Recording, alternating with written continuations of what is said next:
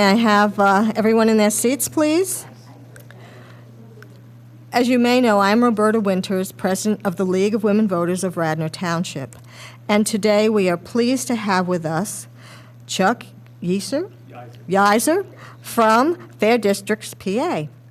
This organization was founded in December 2016 by representatives from Common Cause Pennsylvania, the League of Women Voters of Pennsylvania, the Committee of 70, the Pennsylvania Council of Churches, and others concerned with accountability in government. It's a nonpartisan coalition of those who are seeking to reform Pennsylvania's redistricting rules by taking the process out of the hands of party leaders and putting that process into the hands of an impartial, transparent, and accountable Citizens Commission. Today, Fair Districts is officially an arm of the League of Women Voters of Pennsylvania. As you know, we are a non-partisan political organization which encourages informed and active participation in government. We work to increase understanding of major public policy issues, such as redistricting, and influences public policy through education and advocacy.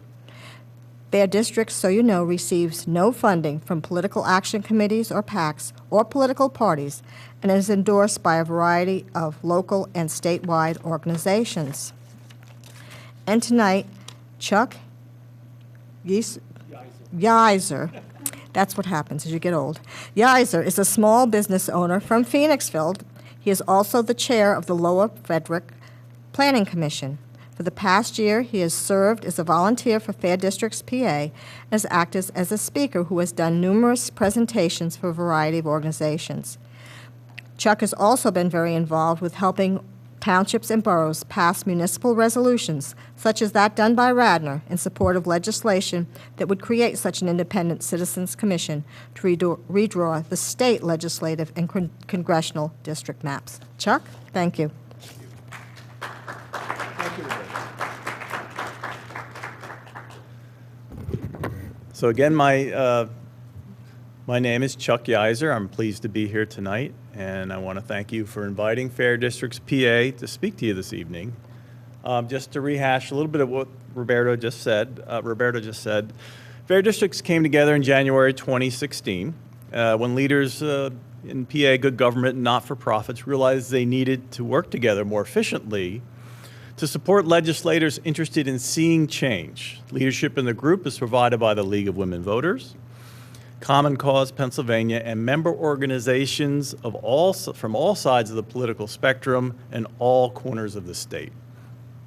This presentation is going to take us back to Civics 101 as we review how our district lines are drawn, the problems they've caused, and a solution to the problem.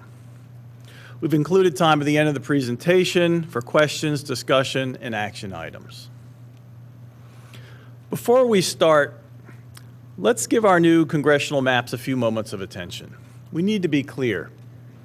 While many believe that the court case was a big win for the citizens of Pennsylvania and the country, as it created a more level playing field and shifted the weight of power for the immediate future, the court case by, oops, I just lost my slides. I must have hit something. Sorry about that. The court case, I need a mouse. There we go. The court case did not address the problem here in Pennsylvania, and particularly the process in which our maps are drawn. If nothing changes, the same elected body that drew our unconstitutionally gerrymandered maps after the Census 2010 will still be drawing the maps after Census 2020. They'll still be allowed to use the same partisan data and demographic data that they've always used. With technology being 10 years better and big data being 10 years bigger, the party in power at the time will be able to gerrymander our maps without drawing obviously crazy shapes like the one that you see up there in Old District 7.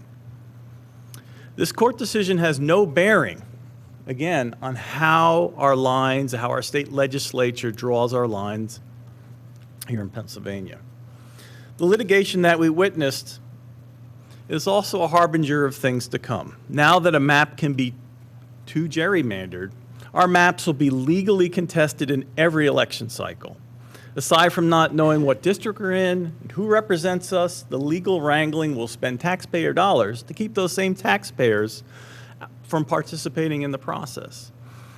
As we move through tonight's presentation, it's our hope that you'll leave with an understanding that Republican maps favor Republicans, Democratic maps favor Democrats, and citizens maps favor citizens.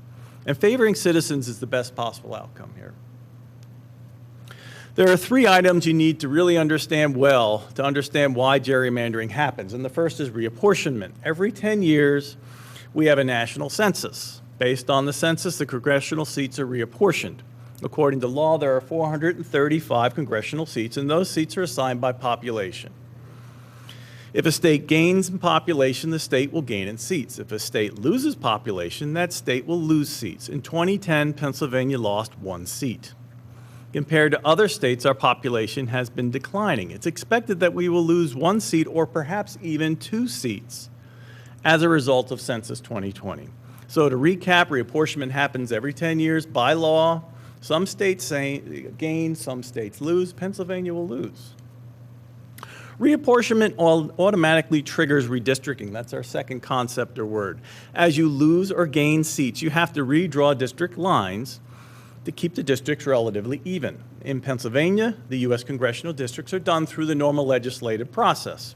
Somewhere there are some very smart map makers figuring out how to best draw the map for the majority party. They hand that map to our state legislature that passes a bill, the governor signs the bill, and the congressional lines are drawn. It was this process that led to the famed goofy kicking Donald that you see up there in the old congressional district number 7. The state house and state senate lines in Pennsylvania are drawn differently. These lines are drawn by a commission of 5 individuals made up of 2 leaders from the Republican Party and 2 leaders from the Democratic Party.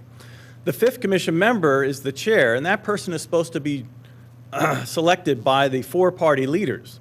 Very often, when they're deadlocked, which happens quite often, the chair is chosen by the Pennsylvania Supreme Court. Currently, our Pennsylvania Supreme Court is controlled by Democrats. So if we do nothing, the control of drawing the state house and state senate lines will likely go to the Democrats in 2020.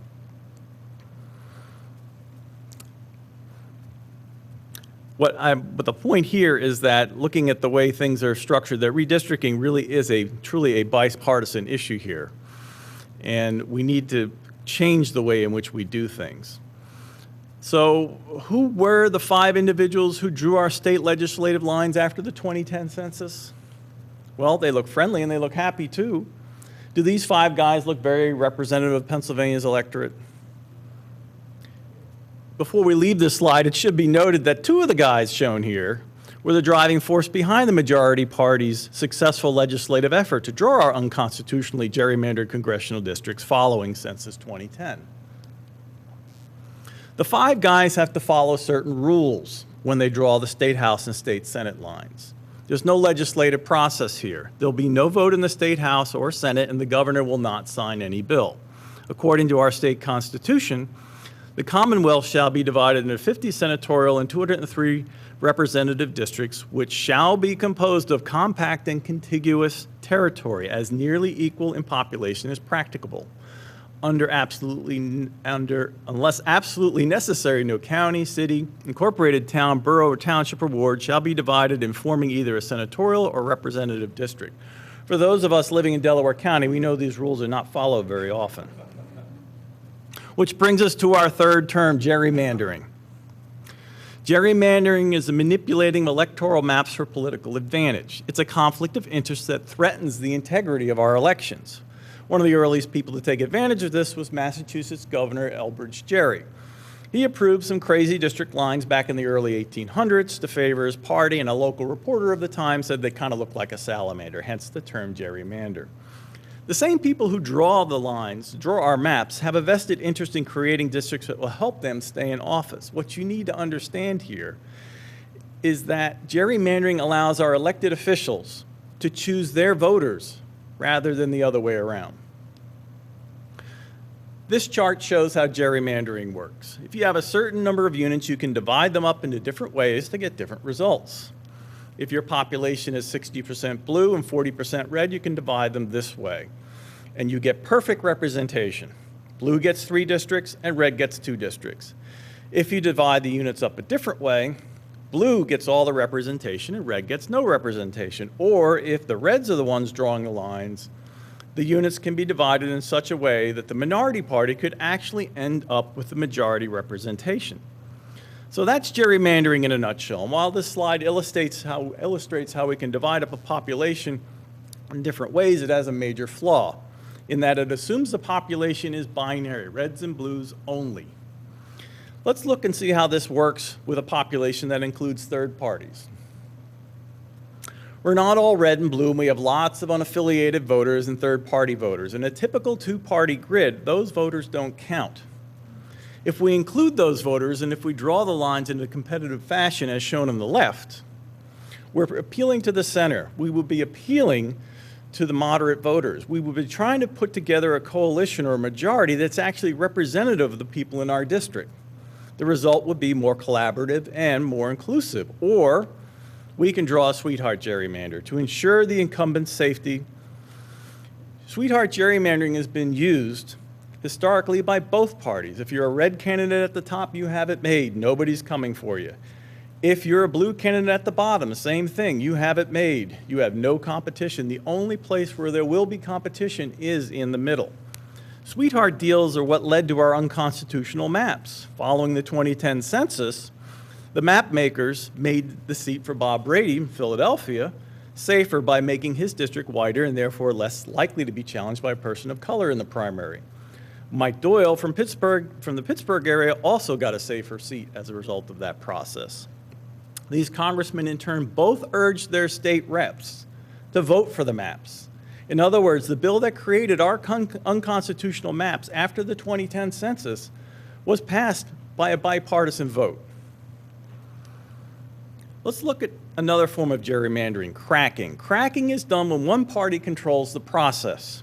Take, for example, the competitive district on the left, where we have a naturally occurring population of red rural districts and blue urban ones. The map makers draw the lines to crack the districts to get proportionally more red districts than blue ones, and the blue members become an irrelevant minority. Or we could pack a district. Packing is done when you take a group of voters and you jam them into one district.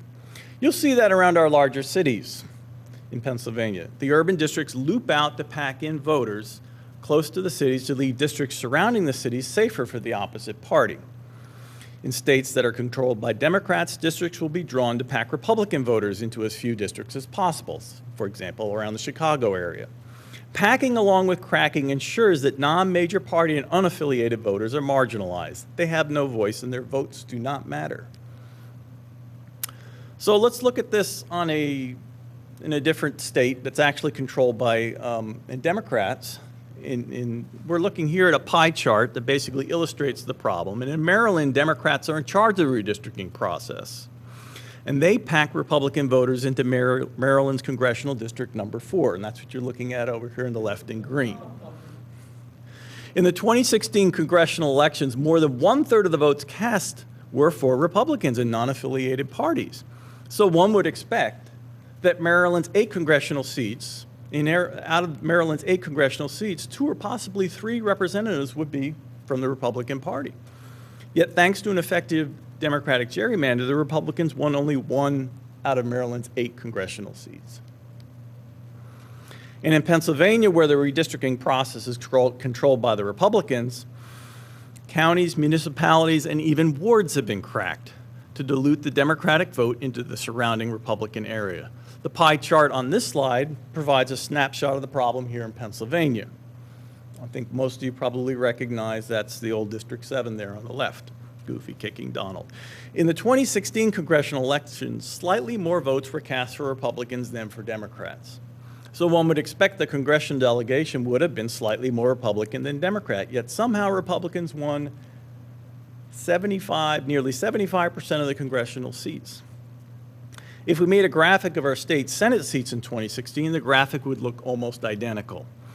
The breakdown of votes that were cast for the State House mirrored the State Senate and congressional seats. However, because the State House districts are smaller and a finer granularity, the outcome for the State House was not quite as egregious. In the State House, after the 2016 election, was about 60% Republican, 40% Democrat. These slides are representative of the efficiency gap standard that was tested by the Wisconsin gerrymandering case that appeared before the U.S. Supreme Court. Unfortunately, in June 2018, the U.S. Supreme Court punted on this case. So right now, for now, we have no sanctioned method of evaluating partisan gerrymandering. While Maryland's maps were declared unconstitutional, unlike what happened here in Pennsylvania, they were not redrawn before the 2018 midterm. So let's look and see how that worked out for them.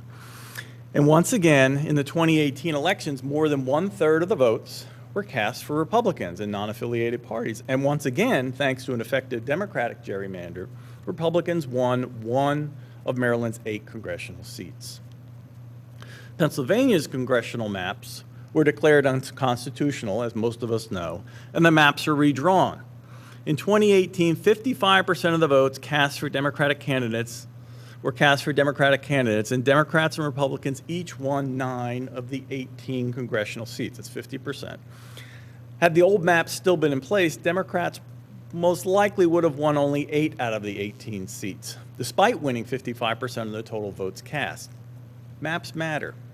It should also be noted that in North Carolina, where the congressional maps have also been declared unconstitutional, but again were not redrawn for this current election, Republicans received 53% of the votes cast in 2016, and they managed to win 10 out of the 13 congressional seats. In 2018, Republicans won only 50% of the votes cast, and they still won 10 out of the 13 congressional seats. Maps do matter. Maps also matter for state legislature. In the Pennsylvania State House and Senate races where maps have not been redrawn, right, the court case only addressed the congressional districts, Democrats won 54% of the votes cast. Democrats did pick up seats, but despite winning more than 50% of the votes, only 45% of the seats in the State House went to Democrats, and only 48% of the available seats in the State Senate went to Democrats. The patterns are similar in Michigan and North Carolina, and what we should take away from that is that we basically have those state legislatures which are actually still in control of gerrymandering, just like Pennsylvania will be the next time we draw the line. So maps do matter. So let's focus a little bit on Radnor. Radnor, you have been cracked. You've been split into 2 state house districts. Greg Vitale represents 166. And come January, Jennifer O'Mara, who won by a mere 154 votes, will represent the 165th. So why was Radnor cracked? I mean, your population is only about 30,000, so you really don't have enough people for your own your own state house district. Gerrymandering's been around for a long time, but the technological advances of sophisticated computer software and big data have made a bad problem much worse. This map was created using software that can process voter records, voter registration data, voting results, and marketing data. Using a special sauce of all of these things and more, the map makers assign an index value to every precinct in the state. The redder areas of the map have higher index values for Republicans, while the bluer areas correlate with negative index values for Republicans. For example, Radnor Township is highlighted in green, and we can see that Precinct 2 in Radnor's Ward 2 has a value of 102. By adding up all the precinct index values, the map makers can predict which way a district will lean, and if they don't like what they see, they simply move the line. Using this tool, parties can create surgically precise districts with almost guaranteed results. These precinct values were used by Speaker Mike Turzai and his colleagues after the 2010 census to draw both our congressional lines and our state legislative lines. The map makers wanted to ensure that the 165th State House district would be a red district, but Radnor's blue precinct posed a problem. Did I get the right one? That's the red one. But Radnor's blue precinct posed a problem. So the map makers neatly packed the bluer parts of Radnor Township into the 166. The 166 really had no use for those votes. Greg Vitale typically wins the 166 by over 65%. This crack and pack worked really well until 2018, when numerous House districts in southeastern Pennsylvania flipped, including the 165th. Let's look at the larger picture by looking at 9 state House districts labeled on this map. Up till 2018, more than 50% of the votes cast in these 9 state House districts were cast for Democratic candidates. However, thanks to the maps, Republicans would win 5 out of the 9 districts represented. In 2018, 62% of the votes went to Democratic House candidates in these 9 districts, and Democrats won 7 out of the 9 seats and essentially beat the map in this region. In other places across the state, Democrats would not beat the map. Across the state, Democratic House candidates won 54% of the votes, yet Democrats won about 45% of the House seats this time around. So maps do matter. To compound the problem of sophisticated technology, following the Supreme Court's 2010 decision in Citizens United, we have huge amounts of outside money, undisclosed money, flowing into our state for the purposes of influencing our election. In 2010, Karl Rove famously said, "He who controls redistricting can control Congress." In other words, if you win the state legislature, you get to draw the congressional maps. Prior to the 2010 census, the Republican Party came up with something called Red Map 2010. This group took national money and put it into select state House and Senate races in order to capture state legislatures and therefore capture more congressional seats. The Red Map 2010 website boasts about their successes here in Pennsylvania. They talk about spending $1 million on PA races, and they boast they won 3 of the toughest races in the state, which allowed them to take control of the state House and also allowed them to eke out a few extra congressional seats. Republicans have already announced that they are going to spend $125 million to target races in 2020. That's 4 times the amount was spent in 2010. And they're not alone. They got a head start in 2010 with all of this, but the Democrats are up and running the same game for 2020. Advantage 2020 was announced in 2015, and PA is at the top of their list from flipping from red to blue. And the Democrats have also announced something called Unrig the Map, which is an attempt to capture governor seats so that governors have veto power over congressional maps. President Obama and Eric Holder have also been working on this issue. Are they working on this issue to fix it, or are they working on this issue simply to flip it from red to blue? Fair Districts PA is a nonpartisan organization. We believe that neither party should control the process. We believe that both parties are guilty of gerrymandering. In Illinois and Maryland, Democrats have been in charge of the process, and members of the League of Women Voters in those states are working hard for reform against Democrats. In our state and in other states, reforms are needed against Republicans. Both parties, when they're able, are very happy to capture the process and take advantage of the process to their benefit. This will not get better unless it gets fixed, and if it's not fixed, more and more money will flow into our state to capture our state legislature. Remember, he who controls redistricting can control Congress, and you thought the voters decided. Pennsylvania is a top target for gerrymandering in a large part because we have terrible campaign finance laws. According to the Center for Public Integrity, Pennsylvania's ranking is about as low as you can get. If you have outside money to spend on capturing Congress, Pennsylvania is the place to spend it. We have no limits on PAC donations, gift donations, lobbyist donations, or on funds raised by outside groups. The outside groups that are spending in Pennsylvania, and this is a very important point, they're not looking to spend money and they're not interested in our well-being. They're looking at ways to control the process. They're looking at ways to get more people in Congress so they can control the process in Washington. It's money that's looking for ways to control what happens in Congress, and we, Pennsylvanians, become pawns in that game. No matter how you look at it, Pennsylvania is heavily gerrymandered. In every major study on gerrymandering, Pennsylvania ranks as one of the 5 most gerrymandered states in the country. In just about all other major democracies in the world, guess what? District lines are drawn by commissions. They're not drawn by legislators. The U.S. is truly an outlier in this respect, and Pennsylvania is an outlier amongst outliers. It's often been said that gerrymandering is the keystone of cronyism and control, and it holds the system in place. It allows a leader to exercise power in a way that does not allow for new voices or new ideas or reform. Those of you who have spent any time around our state legislature know exactly what I'm talking about. We personally witnessed that firsthand this year in getting more involved with fair districts and working with people in Harrisburg. So the impact on voters is that we have less and less choice. In 2016, nearly 50% of our general election contests did not have opposition.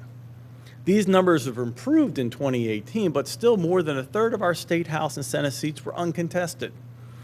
Of those uncontested seats, 75% of those were Democrat seats. In 2018, there was a bright spot for competitive elections.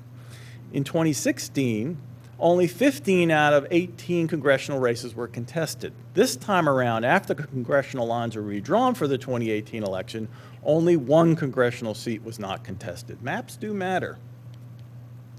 Once upon a time, landmark legislation had bipartisan support. Extremism and dysfunction now preclude bipartisanship.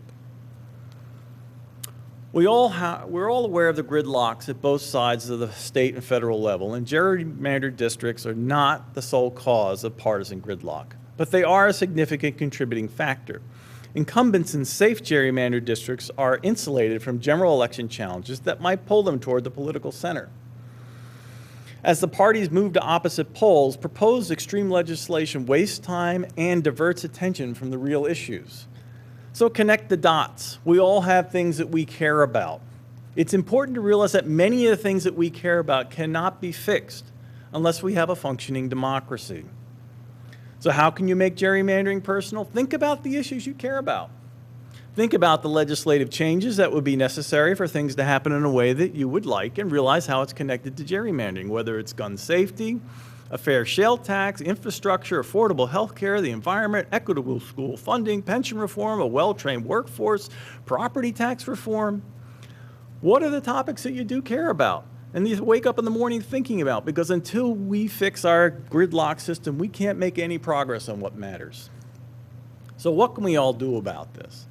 Well, the biggest priority for Fair Districts PA is to form an independent citizens commission to end the process of redistricting that allows legislators to choose their own voters instead of the other way around. So what's an impartial redistricting commission? Here's an overview, very big overview of how it works. Essentially, in Pennsylvania, the idea is to have the Secretary of State will randomly select 11 members to the commission from 3 pools of volunteers. 4 members will be randomly chosen from the Republican pool, 4 from the Democratic pool, and 3 members will come from a pool which is not affiliated with either party. The appointments to each group will reasonably reflect the demographic diversity of Pennsylvania. No more 5 guys. The group will select a chair approved by at least 6 members. The group members cannot be politicians or directly related to politicians. The independent commission will develop procedures which will be posted for review on a public website.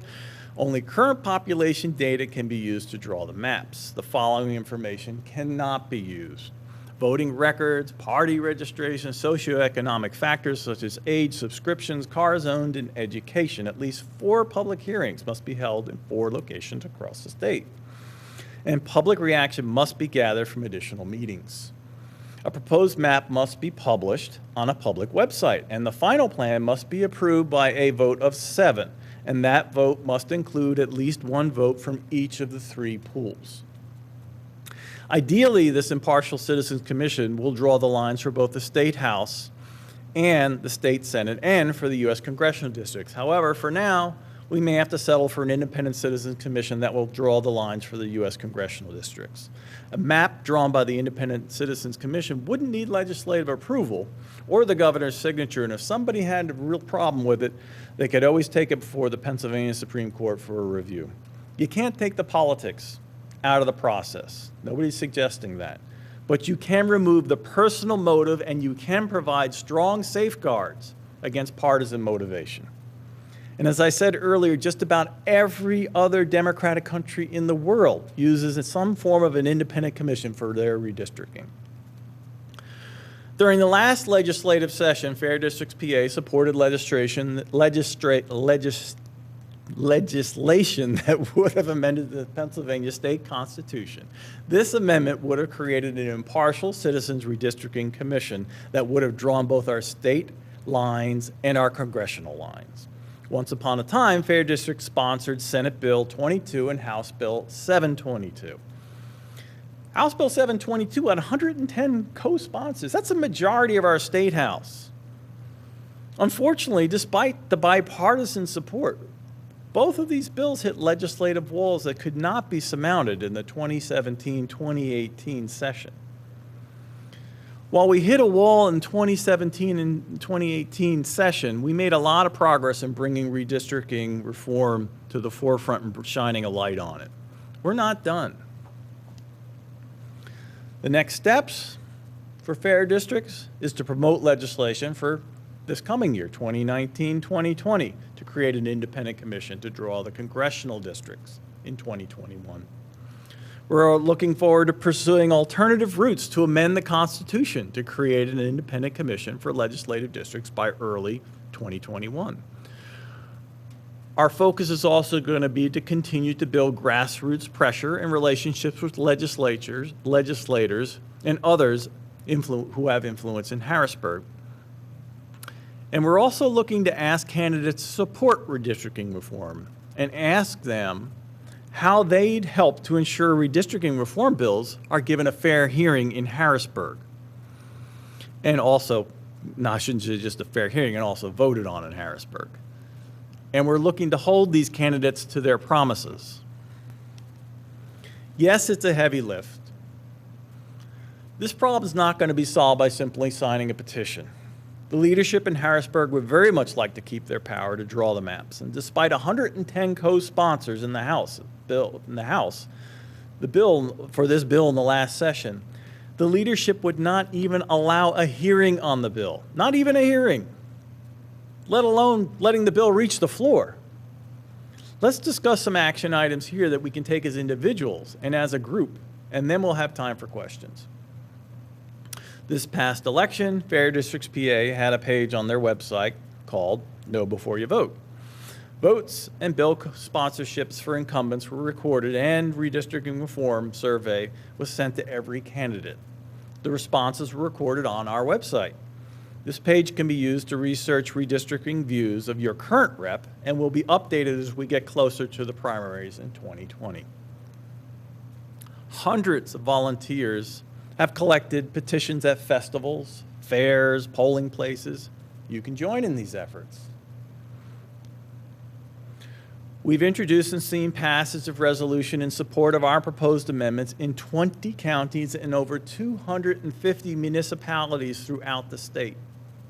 We understand that Radnor already has done their resolution for the Fair Districts effort.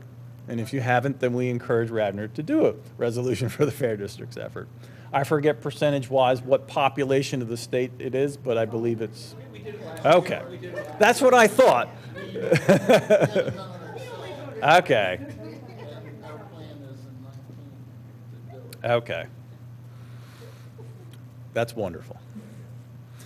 We have tonight with us your new leaders from your Delco Fair Districts, right? It's Nancy and Harold. If you have any questions about getting more involved with Fair Districts PA, they are also a source that people you should talk to, and they're sitting in the back. There's also an effort which is kind of neat. I went to actually a presentation here early summer on a project called Draw the Lines. And it's basically a map drawing competition for Pennsylvanians. You can go to Draw the Lines website, and you can essentially have access to the same software that our politicians use, and you can create your own congressional district maps. They have a competition going right now where they're going to judge maps and see who's the best, and I think there's a prize associated with that. So we're encouraging people to go check out that website, maybe perhaps get together as a group and try your hand at drawing your own map. And if you happen to be in the education field, there is a lot of curriculum that's on that website that can be used for school kids and you know, basically develop some programming around this activity. People across the state have written thousands of postcards, sometimes mailing them, sometimes delivering them by hand, and sometimes doing something a little bit more creative like this billboard here and taking that, I think that went to Harrisburg if I'm not mistaken. Our volunteers have met with legislators all over the state. I've personally met with some, my wife met with some. Very often what you're going to find is you may be educating your legislators about their districts and the lines and what the lines are doing in terms of the votes. Many of them are very open to this. And it's important for you to show that you care about these lines and its influence on the districts. And very often, you know, one of the pushes that we've made is to try to get the legislators to co-sponsor bills to basically establish an independent commission. And very often a couple of times we would go back, maybe not just once, but twice, or help bring other groups of people to meet with the legislators. I can't stress that enough. It does have an impact on the people in Harrisburg to know locally that people care enough to take the time to go visit them in their office. We understand that Radnor, the commissioners redistricted Radnor wards a few years going back, and the Radnor's Township's League of Women Voters will be sponsoring additional public education programs to examine the process that the commissioner used in 2014. Perhaps the citizens of Radnor will insist on a different process that can become a model for other municipalities. Certainly, I can't stress enough the open nature of this process is paramount so that people see what's going on and feel like they have some input or say in the process. Okay, well, we're at the end of our presentation, so any thoughts, questions, comments? We can open the floor up to questions or comments that we have. If not. Thanks. I have two questions which are kind of unrelated. Hopefully you can answer them. It's not on. Can you start over again? I have two questions which are unrelated, but which should be pretty quick to answer. The first is, in the scenario you described, your ideal scenario for redistricting, Right. What happens if they are unable to come to agreement on maps? And I'm specifically just wondering because, you know, what might happen if there are obstructionist tactics from one party, if they have something to gain by obstructing? And my second question, wait, what was my second question going to be? Do you want to answer that Well, first? I'll start with the first one. So, you know, that's a very good question because that was something that was discussed quite a bit. The idea of having, if you are deadlocked, and again, in order to get a map through the Impartial Citizens Commission, you needed to have a vote of 7, and you had to have one person from each of the 3 pools to essentially sign on to had to be part of that 7. If they were unable to reach an agreement, then the provision was in there to have what's referred to as a special master. This is somebody who is brought in, who is well-versed in the field, who will then go and draw these lines. Okay, and that's used pretty typically, those of you familiar with the court cases involving this type of process, this is a pretty standard procedure. Now, for some people it makes sense. For other people that really rankles them because you have somebody who's not necessarily a citizen of Pennsylvania doing those lines. But it is a standard process that has been used.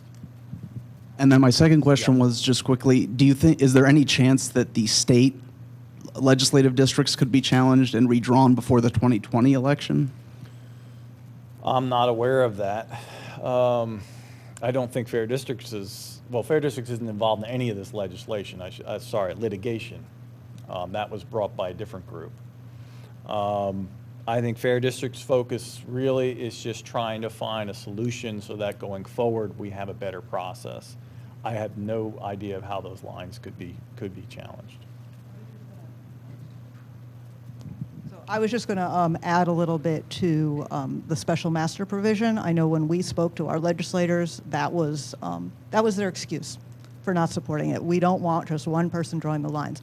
Since then, there have been, in fact, there was an attempt to amend the bill in June before the bottom fell out, but it will appear in the legislation in January, I believe, that the provision for what do we do if we deadlock and we can't come to a decision will be to do something like what they do in Maine, like have ranked voting, so that the commission members will actually have to rank the choices of their maps so that they will be forced to come up with a map.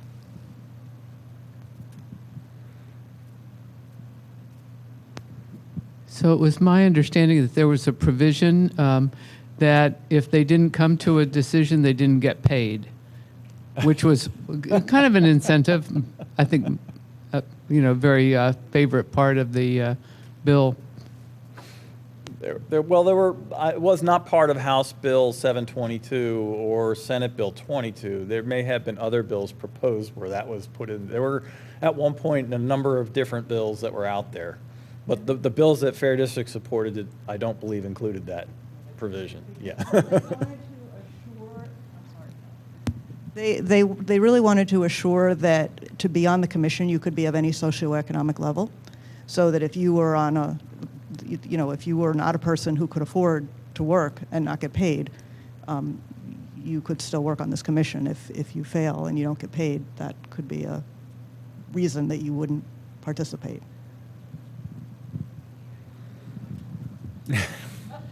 Back in the 1990s, in Texas, they redrew the federal congressional districts like in 1993 or 4.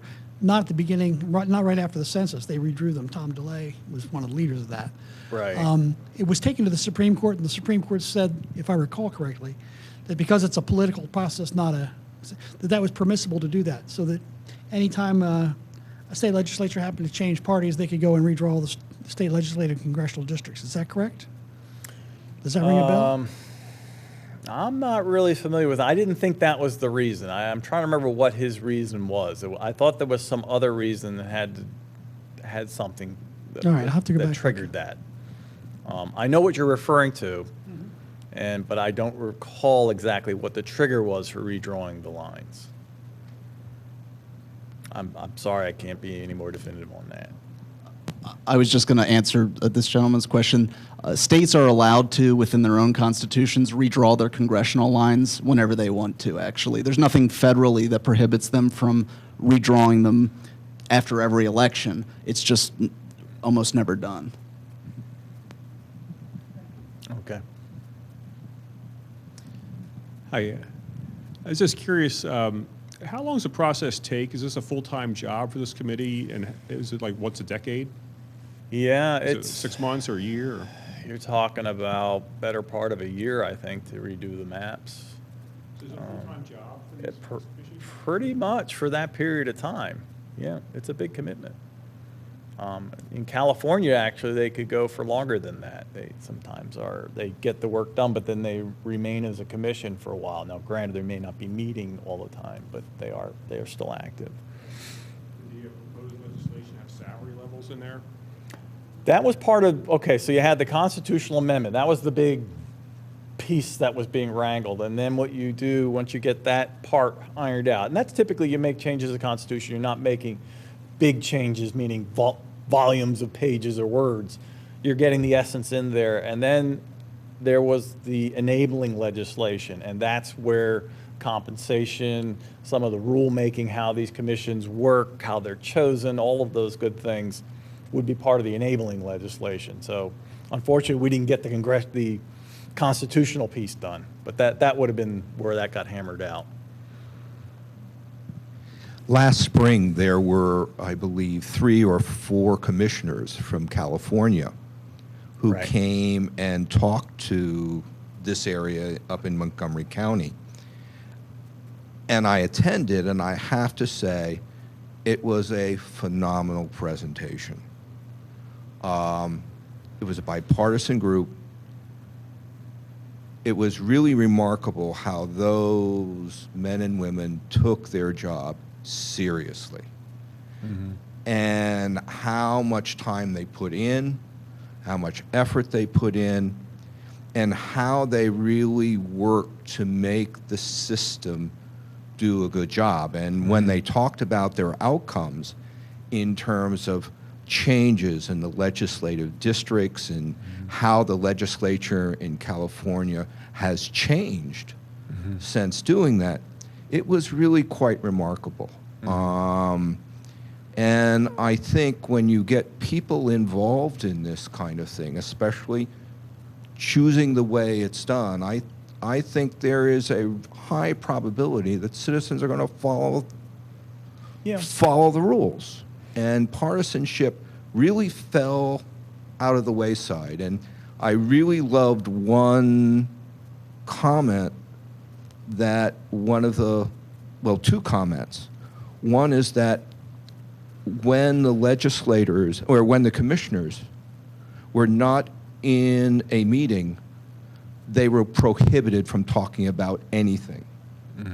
So everything had to be handed in public. So then when they went out to dinner, they could not discuss anything about this in private. Everything had to be in the public domain. The second thing that really impressed me was both the Republican and Democratic members on that presentation said that when they look back at the televised meetings, it was almost impossible to tell who was a Republican and who was a Democrat.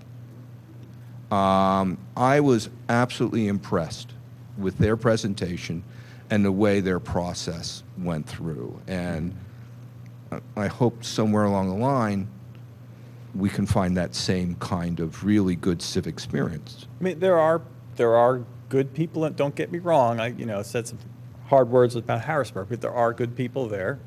And those people on both sides of the aisle believed in changing the process and were sincere about it. But unfortunately, the way the power structure works there is, the people on top dictate what gets looked at, what gets voted on, what goes into committee, what comes out of committee. And they have a different agenda and don't see that change is needed. It was funny, one of the things that strikes me when we've met with people or done these presentations to groups is people react very strongly when we show them a map of their township that it's, for no particular reason, is cracked. Like I happen to work in Phoenixville, and the first time I showed them, like right down Bridge Street, you basically took Phoenixville and sent half of it this way and half of it that way. And the other thing that strikes people, it struck me when we met with our state senator, and he said, without any hesitation, he said to my wife and I, he says, Mr. and Mrs. Yiser, you don't understand. We've always done this with a gentleman's agreement. And I do remember that, and I was like, wow, he really just let the cat out of the bag without any hesitation. He didn't even feel bad about it. So that really blew me away. Any other questions? Yes. Yes. I'd like to share John's enthusiasm, but I can't. I'm sorry, John. One of the problems we have here is that we have a congressman and a senator, both of whom supported and co-sponsored the bills. Up until the bill got to be so diluted, Leach could not sponsor it. There is no way that a congressman or a senator would respond to a non-constituent. So writing a congressman where I don't live or a senator where I don't live has absolutely no authority. Letters to the editor don't seem to have any authority. And yet, Fair Districts has run on a program repeatedly asking us to contact these people. It doesn't work. It didn't work, and it just doesn't work. What are you doing to come up with a better idea? Because this one doesn't work. Well, okay, so what's basically happening now, in fact, it's happening this weekend, is a large event in Harrisburg, which is open to the public, as I understand it. I think what they're asking people to RSVP. But it's basically a big session to address the issues that you just mentioned. what did we do last time, what was working, what doesn't work. One of the things that they're looking seriously into is trying to work with coalitions of legislators who perhaps will consider changing some of the rules. So the way the House works, first legislative thing they do is they vote on the rules. Well, how are we going to do this? Like some of you may have read in the last few days, there's a group in Washington, and their part of their terms for getting behind Speaker Pelosi was basically saying, if we have this many votes, you have to bring it to the floor. You can't just shut it down. Those are the kinds of things that are all decided like first legislative item. It's a big, giant thing. So Fair Districts is trying to see whether they can get in and get some momentum going in terms of changing the rules. They're going to look at these outreach things. There has been a lot of impact. When you show up and you're representing 40,000 people, I mean, that's essentially what their mailing is right now in the state of Pennsylvania. The legislators do listen. A lot of times, from what I can tell, being a little bit more involved in the group, as well as my wife, who's very involved in the group, in the leadership, is sometimes you'll hear things coming from a legislator in public that perhaps behind the scenes they are trying to move in a certain direction, but it may not be obvious from the public stuff that you're hearing.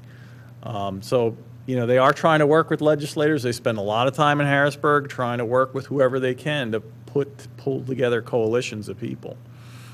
I don't know what else, I'm not the brain trust here to know what else they could try doing. But if you're interested in learning more, certainly, going out to Harrisburg, if you have the time on Saturday, I think it's going to rain. That you'd find out a lot more. My optimism wasn't about our legislatures. My optimism was about the independent commissioners from California. Yeah. Those are two entirely different animals with two entirely different agendas. But in hearing those commissioners, I was absolutely impressed at the work they did and the spirit which that was carried through. And essentially they talked about, I believe the same thing occurs in Arizona now. Right. Mm-hmm. And they went about the process in that same way. So that I think when you get this kind of independent commission going, citizens take it seriously. Yeah. I think what distinguishes us a little bit, though, is the way our... The problem still exists. There was the highest co-sponsored bill in the history of the Pennsylvania legislature, 110 co-sponsors, and they couldn't even get a debate on it. I mean, there's something that has to be done that is thinking beyond the normal bounds. And, well, yeah, but I don't know if that's going to, yeah. So all I'm saying is, urging people, and we've all done it. We all wrote to the House Speaker. We've done everything that we've been asked to do by Fair Districts, and it's just becoming very frustrating because there's nothing yet that has cracked the wall, and I think there needs to be some really, really fresh thinking. Yes, we're going to Saturday, so we're here. We'll wait and hear. Yeah. No, I think Fair Districts is right there with you. They are willing to re-examine the whole. They're not at this point saying we're just plowing ahead and doing the same old thing. They're really taking a hard self-assessment and trying to see what the best approach is. Yes. So, two things about this commission. It's made up with four. In practice, it's going to be 4 Democrats and 4 Republicans. And 3 independents. In the absence. Right. Two things. First of all, that would seem to me to overrepresent independents relative to their voter registration. Not that I necessarily have a problem with it, but it's just something that I noted. Mm-hmm. And the other thing is that in Delaware County, we have some rules about people having to be Democrats to be on so-and-so commission, like the electoral board. Mm-hmm. And the issue that we run into is that people who aren't really Democrats are just change their registration so that they can be appointed or selected for something like this. Now, I understand that random selection would, to some extent, mitigate this, but who gets to decide if anybody, who's a Democrat or who's an independent or who's a Republican. I think you're I think there were some restrictions on how long you had to be registered in a certain party. You couldn't just switch day before and say you want to be on it. Are you talking about I the don't county? remember exactly what they were, but I know that was considered. Okay, county election board. And I know there was some angst about giving 3 of the spots to people who are not affiliated with either party, right? So I think statewide, what is our independence? About maybe 13%. Is nationally, it's almost a third. Isn't that interesting? Almost a third of the people nationally are not affiliated with either party. In Pennsylvania, it's about 13%. Not affiliated with any party or not affiliated with either of the two main parties? Either of the two main parties. In Pennsylvania, it's about 13%. All right. My question was going to be, what were I remember that the Pennsylvania State Legislature or State Supreme Court had a set of rules by which they would try to draw districts, such as you can't crack a city up or you can't break a county up or so forth, or they have to do that to the minimal extent. Right. Do you know what those were by any chance? Or Well, I mean, I read them earlier, basically saying you cannot crack, any counties, municipalities, wards, what have you, to create these districts. And that's part of our state constitution. That's nothing that, our Supreme Court came up with. That's written in our constitution, just as I had it on that slide there. One last question, yes. I think we have time for about one last question. I don't want to keep people here too late. Anyone?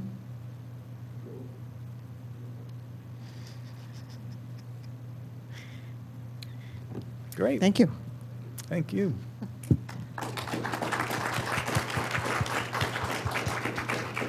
Thank you.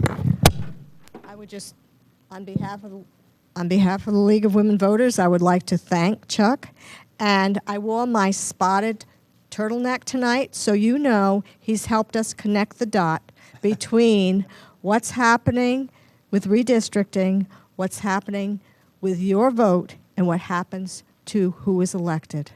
So all those things are all connected, and this is where it starts. And we need to take an active role, and as you may know, the League of Women Voters was the prime litigant in the Supreme Court decision, which led to an improvement in how every person's vote counts. Thank you.